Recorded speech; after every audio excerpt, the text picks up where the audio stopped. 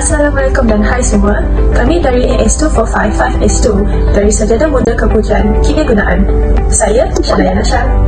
Saya Nur Emilia Diana binti Indi Mustafa daripada kursus Sarjana Muda Kepujian Kimia Gunaan daripada kampus Shah Alam. Saya Fadi Izzati binti Abdul Rauf dari Ijazah Sarjana Muda dengan Kepujian Kimia Gunaan. Saya Syazalina binti Syarif daripada Sarjana Muda Kepujian Kimia Gunaan. Hai, nama saya Adriana Nabila binti Aimin Suhasni daripada Pengajian Sarjana Muda Kepujian Kimia Gunaan. Dianggarkan 4,080 tan sisa makanan yang masih elok dibuang dalam tempoh sehari di negara ini. Jumlah itu cukup untuk memberi makan kepada 3 juta orang 3 kali sehari. Sebagai pendahuluan, pembaziran makanan dan proses pengumpulan sisa makanan menjadi masalah yang kritikal kerana peningkatan populasi di dunia ini.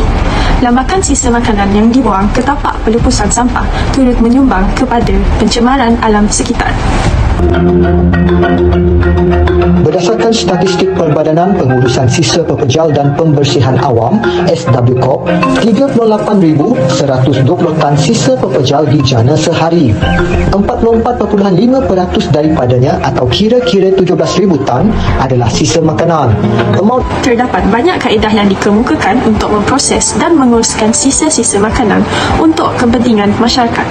Proses pencernaan anaerob adalah salah satu kaedah yang paling mesra alam dan menjaminkan penyelesaian kepada pengurusan pembuangan sisa-sisa makanan.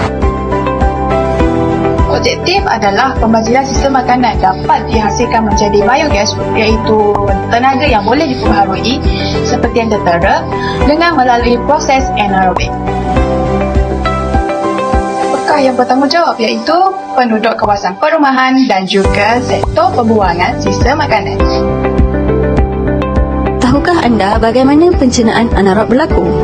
Tak tahu? Sisa makanan yang berlebihan selalunya akan digunakan untuk pencernaan anaerob. Sisa ini akan dipanaskan sehingga suhu 160 darjah Fahrenheit dalam masa sejam.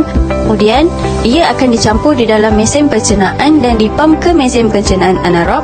Mesin pencernaan ini adalah kedap udara. Bahan-bahan organik akan dipanaskan sehingga suhu 100 darjah Fahrenheit selama 20 ke 30 hari. Di dalam tangki pengadun di dalam penghadaman akan mengadakan mikroorganisma secara merata. Mikroorganisma ini memecah campuran tadi dan menghasilkan biogas serta bahan yang kaya dengan nutrien. Biogas yang terhasil tadi, 60% daripadanya adalah gas metana, yang mana ia adalah tenaga yang boleh diperbaharui yang akan digunakan untuk menghasilkan tenaga elektrik dan haba. Jadi, daripada sini, gas yang dihasilkan bermanfaat untuk manusia dan baja yang dihasilkan baik untuk tumbuh-tumbuhan. Terdapat beberapa kelebihan yang boleh diperolehi melalui sisa makanan. Sisa makanan yang telah melalui proses pencernaan anaerob akan menghasilkan biogas, iaitu salah satu daripada tenaga yang boleh diperbarui. Biogas mengandungi gas metana, karbon dioksida dan gas asli.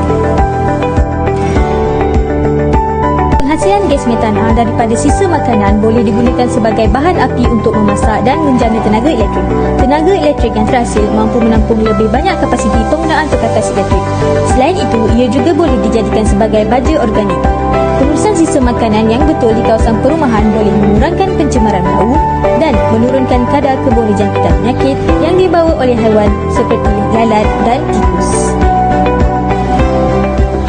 Di dalam slide ini, kumpulan kami telah berhubung dengan sektor Perbadanan Pengurusan Sisa Pepejal dan Pembersihan Awam daripada syarikat SW Corp Malaysia.